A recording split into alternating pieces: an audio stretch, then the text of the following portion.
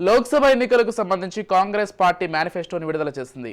5 న్యాయ్ 25 గ్యారెంటీల పేరుతో విడుదల చేసిన మేనిఫెస్టోలో సంక్షేమ పథకాలకు పెద్దపీట వేసింది. కర్ణాటక, తెలంగాణ అసెంబ్లీ ఎన్నికల్లో గ్యారెంటీలు అధికారాన్ని తీసుకురావడంతోనే లోక్సభ ఎన్నికల్లోనూ వాటిని కొనసాగించింది. 5 న్యాయ్ పేరిట ఈ హామీలను రూపొందించింది.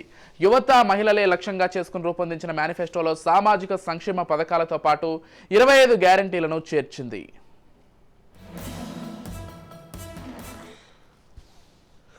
अप्रेंटिसशिप का कानून बनाया है। हिंदुस्तान के हर युवा को जैसे हम मनरेगा में रोजगार की गारंटी देते हैं, वैसे हिंदुस्तान के हर युवा को 1 साल की अप्रेंटिसशिप की गारंटी मिलेगी। हेल्थ केयर सेक्टर में होगी, एजुकेशन सेक्टर में होगी, सब सेक्टर्स में हम हिंदुस्तान के युवाओं को 1 साल की अप्रेंटिसशिप 1 लाख रुपए की देंगे। हमने सिर्फ एक बात रखी है, तो जो सब कुछ हम कर रहे हैं वो मैं बोल नहीं रहा हूं, सिर्फ एक युवाओं की गारंटी यहां आपके सामने रख रहा हूं। मगर अगर आप मैनिफेस्टो में देखेंगे तो युवाओं के लिए अनेक और वायदे हमारे मैनिफेस्टो में है कि हिंदुस्तान की महिलाएं हमारे भविष्य की देखभाल करती हैं। एक ऑफिस में जाकर या मजदूरी कर कर और दूसरी घर में जो वो अपने बच्चों की और परिवार की रक्षा करती हैं, उनके लिए काम करती हैं। हिंदुस्तान के हर गरीब परिवार की एक महिला के बैंक अकाउंट में साल में 1 लाख रुपए डालेगी। इसका मतलब हिंदुस्तान में कोई भी ऐसा परिवार नहीं होगा जिसकी आमदनी 1 लाख रुपए प्रति साल नहीं होगी। आप जानते हो कि आज हिंदुस्तान में रोज हजारों किसान आत्महत्या करते हैं। ప్రతిరోజు 30 మంది రైతులు ఆత్మహత్య చేసుకుంటున్నారు। नरेंद्र मोदी ने हिंदुस्तान के सबसे अमीर लोगों का उनके प्रोडक्ट्स के लिए, उनके प्रोड्यूस के लिए मिनिमम सपोर्ट प्राइस, कानूनी मिनिमम सपोर्ट प्राइस मिलेगी। గత 10 ఏళ్లలో పెట్రోల్, డీజిల్ ధరలు గణనీయంగా పెరిగిన నేపథ్యంలో ఇంధనం ధరలను తగ్గిస్తామని కాంగ్రెస్ పార్టీ పేర్కొంది. సైనిక నియమాల విషయంలో కేంద్రం ఇటీవల తీసుకొచ్చిన అగ్నివీర్ పథకాన్ని రద్దు చేస్తామని హస్తం పార్టీ హామీ ఇచ్చింది. తిరిగి పాత విధానాన్నే కొనసాగిస్తామని మేనిఫెస్టోలో పేర్కొంది. మహాలక్ష్మి పథకం ద్వారా ప్రతి పేద కుటుంబానికి ఏడాదికి ₹1,00,000 ఆర్థిక సాయం చేస్తామని కాంగ్రెస్ పార్టీ హామీ ఇచ్చింది. అలాగే మహిళలకు ఉద్యోగాల్లో 50% రిజర్వేషన్లు కల్పిస్తామని తెలిపింది. రైతులను ఆకట్టుకోవడం కోసం పంటల కనీస మద్దతు ధర చట్టబద్ధత కల్పిస్తామని స్పష్టం చేసింది. అంతేకాకుండా వ్యవసాయ పరికరాలకు జీఎస్టీ మినహాయింపు కల్పించే అంశాన్ని సైతం మేనిఫెస్టోలో చేర్చింది.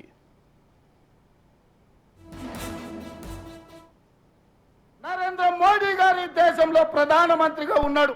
నిరుద్యోగ యువకులకు ప్రతి సంవత్సరం 2 కోట్ల ఉద్యోగాలు ఇస్తాన్నారు. 10 ఏళ్లలో 20 కోట్ల ఉద్యోగాలు ఇవ్వాలి.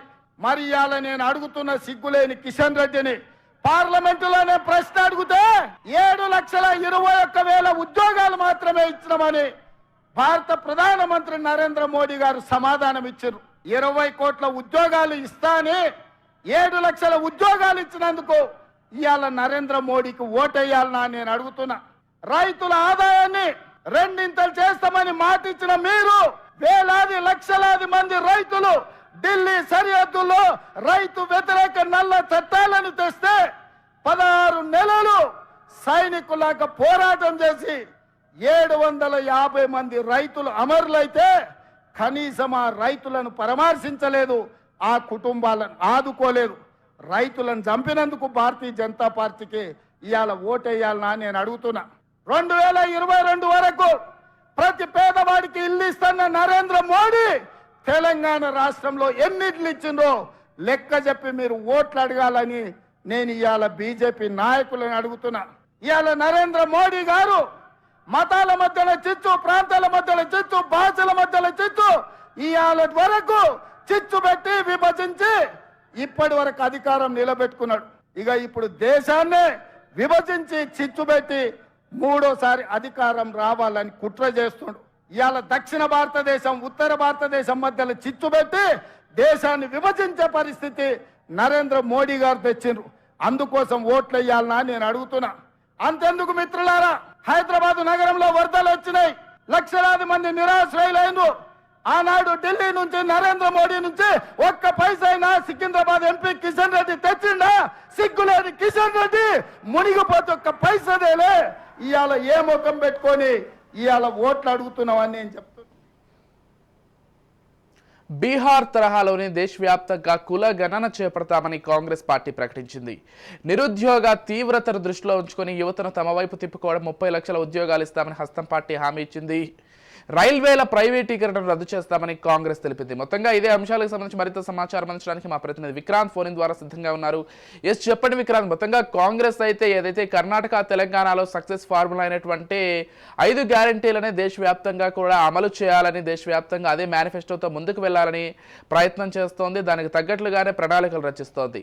మొత్తంగా ఈ అంశానికి సంబంధించిన పూర్తి డీటెయిల్స్ ఏంటి విక్రాంత్?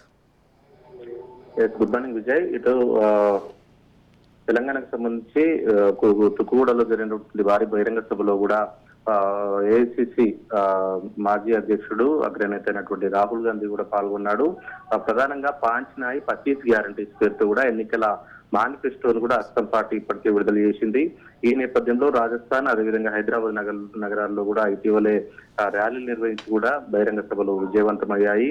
మొత్తానికి ఈ 25 గ్యారంటీస్ పేరుతో కూడా మొత్తం 25 గ్యారంటీలను కూడా ప్రకటించింది. న్యాయ పిల్లల పేరుతో కూడా 25 గ్యారంటీలను 5 విభాగాలుగా కూడా విభజించింది. పీపుల్స్ మేనిఫెస్టో పేరుతో కూడా కాంగ్రెస్ ఎన్నికల ప్రణాళిక రూపకల్పన కోసం కేంద్ర మాజీ మంత్రి చిదంబరం ఆధ్వర్యంలో పార్టీ కమిటీ ప్రజల నుంచి కూడా పెద్ద ఎత్తున సలహాలు సూచనలు కూడా దేశవ్యాప్తంగా అన్ని రాష్ట్రాలకు వెళ్లి కూడా సేకరించింది. ఈ నేపథ్యంలోనే ఎక్కువగా నిరుద్యోగం కావచ్చు, ధరల పెరుగుదల, పేదల ఆదాయానికి కావాల్సినటువంటి భరోసాతో పాటు మహిళల హక్కులు, రైతులను దృష్టిలో ఉంచుకొని కూడా ఈ డాక్యుమెంట్ ను కూడా రూపొందించినట్టు తెలుస్తా ఉంది. కాంగ్రెస్ పార్టీ మేనిఫెస్టోలో కూడా ఈ 25 న్యాయ పేరుతో కూడా 25 గ్యారంటీలను 5 భాగాలుగా విభజించిన నేపథ్యంలో కూడా ప్రధానంగా నిరుద్యోగుల సమస్య దృష్టిలో పెట్టుకుని కూడా 30 లక్షల ఉద్యోగాల కల్పన కూడా మేనిఫెస్టోలో చేర్చారు. అదేవిధంగా చదువుకునే వారి కోసం కూడా 5,000 కోట్లతో కూడా యువతకు స్టార్టప్ ఫండ్ కూడా దాంట్లో పొందుపరిచారు. అదేవిధంగా ఒకవేళ ఉద్యోగాలు ఇవ్వడంలో కొంత ఆలస్యం అయితే వారి కోసం నిరుద్యోగ వృత్తి ద్వారా కూడా జాబ్స్ లేని యువతల ఖాతాలోకి నేరుగా నగదు బదిలీ చేస్తామనేసి కూడా హామీ ఇచ్చింది. మరోవైపు విద్య కోసం కూడా రుణాలు, వడ్డీ లేనటువంటి రుణాలు కూడా చేస్తామనేసి కూడా హామీ ఇచ్చింది. అదేవిధంగా ఆర్మీ కోసం కూడా గతంలో ఏదైతే అగ్నివీర్ స్కీమ్ కు సంబంధించి కూడా ఆర్మీలో రిక్రూట్మెంట్ కోసం చేసినటువంటి కొత్త మార్పును కూడా మళ్ళీ పాత పద్ధతిలోనే రిక్రూట్మెంట్ చేసుకుంటామనేసి అగ్నివీర్ స్కీమ్ ని కూడా రద్దు చేస్తామనేసి కూడా ఇదే మేనిఫెస్టోలో పొందుపరిచింది. అదేవిధంగా మహిళల కోసం గృహలక్ష్మి పథకం ద్వారా కూడా మహిళల ఖాతాల్లో కూడా నగదును జమ చేస్తామనేసి, ఇంటి కోసం జమ చేస్తామని, అదేవిధంగా ప్రస్తుతం తెలంగాణలో ఇది అమలవుతా ఉంది. 500 రూపాయలకు వంట గ్యాస్, దీనికి సంబంధించి మరో 50 రూపాయలు తగ్గించి కూడా 450 రూపాయలకే దేశవ్యాప్తంగా కూడా వంట గ్యాస్ సిలిండర్ కూడా అందజేస్తామనేసి, అదేవిధంగా తెలంగాణలో అమలవుతున్నటువంటి ఉచిత బస్సు ప్రయాణం సంబంధించి కూడా దేశవ్యాప్తంగా బస్సు ప్రయాణంలో మహిళలకు రాయితీ ఇస్తామనేసి, అదేవిధంగా రైతుల విషయానికి వస్తే కనీస మద్దతు ధర పై కూడా హామీ ఇస్తూ వ్యవసాయ పరికరాల కోసం కూడా మోడీ ప్రభుత్వం వచ్చిన తర్వాత జిఎస్టీలు పెంచిందని మెన్షన్ చేస్తూ కూడా జిఎస్టీలు మొత్తానికి తొలగిస్తాం వ్యవసాయ పరికరాల మీద అనేసి కూడా హామీ ఇస్తూ, మరోవైపు ఇటు పెట్రోల్ డీజిల్ రేట్ల వల్ల కూడా పెట్రోల్ డీజిల్ ఇంధన ధరలు పెరుగుదల వల్ల నిత్యావసరాల వస్తువుల ధరలు పెరిగిన నేపథ్యంలో కూడా పెట్రోల్ డీజిల్ ధరలు చాలా వరకు తగ్గిస్తామనేసి కూడా మెన్షన్ చేస్తూ, ఇక ముఖ్యంగా బ్యాక్వర్డ్ పీపుల్స్ కోసం కూడా కులగణన ఆధారంగా కూడా రిజర్వేషన్ల కల్పన చేస్తామని, ప్రస్తుతం ఉన్నటువంటి ఈ రిజర్వేషన్లు 50% పరిమితి ఉంది, 50%కు మించి కూడా రిజర్వేషన్లు కల్పించకూడదు, కానీ ఈ రిజర్వేషన్లు 50% పరిమితిని కూడా తొలగిస్తామనేసి, న్యాయ యోజన ద్వారా పేద కార్మిక కుటుంబాల కోసం కూడా సంవత్సరానికి 72,000 రూపాయలు కూడా నేరుగా పేద కార్మికుల కుటుంబాలకు అందజేస్తామనేసి, అదేవిధంగా రైల్వే ఛార్జీలు తగ్గింపుతో పాటు గతంలో వృద్ధులకు కూడా ఈ రైల్వేలో ప్రయాణించే వాళ్ళ వృద్ధులకు కూడా వయో వృద్ధులకు కూడా తగ్గింపు ఉండేది, రాయితీ ఉండేది. కానీ మోడీ ప్రభుత్వం వచ్చిన తర్వాత ఆ రాయితీని కూడా మొత్తానికి ఎత్తి వేసింది. దాన్ని మళ్ళీ పునరుద్ధరిస్తామని కాంగ్రెస్ మేనిఫెస్టోలో పొందుపరిచింది. అదేవిధంగా రైల్వేలు కొంతమేర ఇప్పటికే ప్రైవేటీకరణ జరుగుతున్న నేపథ్యంలో కూడా దాన్ని మొత్తానికి నిలిపివేసి ఓన్లీ ప్రభుత్వ పరమే చేస్తామనేసి ఇక బిజినెస్ చేసుకునే వాళ్ళ కోసం కూడా చిన్న మధ్య తరహా వాళ్ళ కోసం రుణాలను మాఫీ చేస్తామనేసి తక్కువ వడ్డీకే రుణాలు పంపిణీ చేస్తామని దేశవ్యాప్తంగా ఉన్నటువంటి 8 కోట్ల కాంగ్రెస్ గ్యారంటీ కార్డులను కూడా పంచుతామని ఈ తెలిపింది. మొత్తానికి వీటితో పాటు తెలంగాణలో ఒకవేళ కేంద్రంలో కాంగ్రెస్ పార్టీ అధికారంలోకి వస్తే గతంలో 2013లో ఎప్పుడైతే విభజన సమయంలో ఇచ్చినటువంటి హామీలు కూడా మోడీ ప్రభుత్వం వచ్చిన తర్వాత వాటినంతా కూడా పక్కదారి పట్టించిందని విభజన చట్టంలో ఉన్నటువంటి ప్రతి అంశాన్ని కూడా అమలు చేస్తామని ఆంధ్రాలో కలిసినటువంటి మండలాలను కూడా తిరిగి తెలంగాణలో చేర్చుతామనేసి కూడా కేంద్రం హామీ ఇచ్చింది. ఏదేమైనప్పటికీ తుక్కుగూడలో జరిగినటువంటి సభ కావచ్చు, కాంగ్రెస్ పార్టీ ఇచ్చినటువంటి హామీలు కావచ్చు దేశవ్యాప్తంగా చర్చనీయాంశమైంది. ప్రస్తుతం 10 సంవత్సరాల పాటు కేంద్రంలో కాంగ్రెస్ పార్టీ అధికారానికి దూరంగా ఉన్న నేపథ్యంలో ఈసారి ఎలాగైనా కాంగ్రెస్ పార్టీ కేంద్రంలో అధికారంలోకి రావాలని చూస్తా ఉంది. దానికి తగ్గట్టుగా తెలంగాణలో కూడా 17 పార్లమెంట్ స్థానాలు ఉన్న నేపథ్యంలో కూడా 14 పార్లమెంట్ స్థానాలకు తగ్గకుండా గెలుస్తామనేసి పిసిసిగా ఉన్నటువంటి ముఖ్యమంత్రి రేవంత్ రెడ్డి కూడా ఇప్పటికే అనేక సార్లు చెప్తా ఉన్నారు. దాని వైపు అడుగులు వేస్తా ఉన్నారు. ప్రతిరోజు కూడా పార్లమెంట్ స్థానాలకు సంబంధించి కూడా రివ్యూ చేస్తా ఉన్నారు.